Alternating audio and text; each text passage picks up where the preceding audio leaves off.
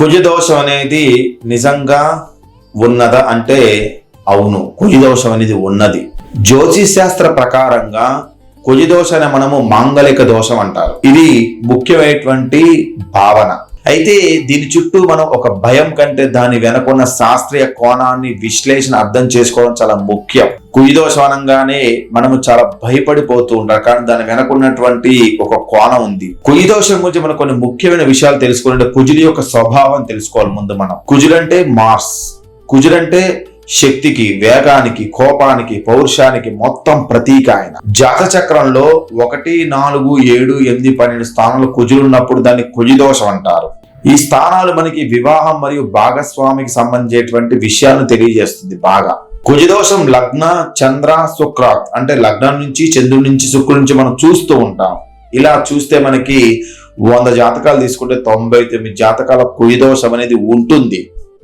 ప్రతి ఒక్క జాతకంలో కుజదోషం ఉంటుంది. ఎందుకంటే లగ్నం నుంచి, చంద్రుడి నుంచి, శుక్రుడిని మనం తీసుకున్నట్టయితే 100 జాతకాలు 99 జాతకాల కుజదోషం అనేది ఉంటుంది. అందుకనే దీనికి కొన్ని పరిహారాలు, మినహాయింపులు ఇచ్చారన్నమాట జ్యోతిష్ శాస్త్రంలో. కుజదోషం అనేది ఉన్నా అది ప్రతి ఒక్కరికి చెడు జరుగుతుందని అర్థం కాదు. కుజుడు తన స్వక్షేత్రమైనటువంటి మేషంలో గాని, వృచ్చికంలో గాని, కుజుడు తన ఉచ్చస్థానం మకరంలో ఉన్నా గాని కుజదోషం అనేది ఉండదు. ఇక 30 ఏళ్ళు దాటిన తర్వాత కూడా కుజదోష ప్రభావం అనేది ఉండదు.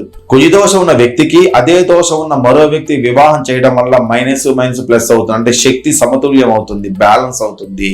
లగ్నం నుండి 7వ స్థానం గాని 8వ స్థానం కుజులు ఉంటే అధిక నష్టం తప్ప మిగతా స్థానాలు ఇది పెద్ద నష్టం కాదు.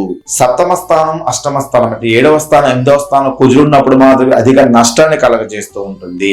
7వ స్థానం 8వ స్థానం కుజదోషం వ్యక్తులు సాధారణంగా చాలా ముక్కుసూటిగా, ఆవేశంగా ఉంటారు.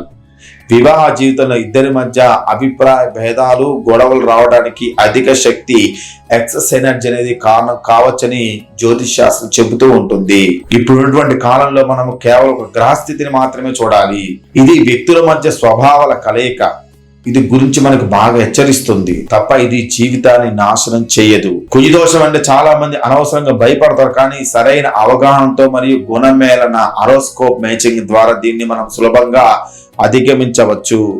కుజదోషాన్ని మొత్తం కూడా లేకుండా ఉండడానికి మొత్తం కూడా 24 పాయింట్స్ మనకి ఇచ్చారు.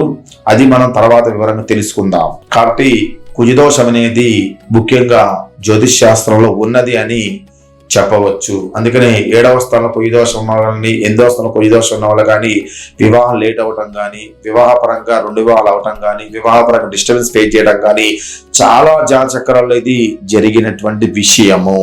Welcome to Learn Astro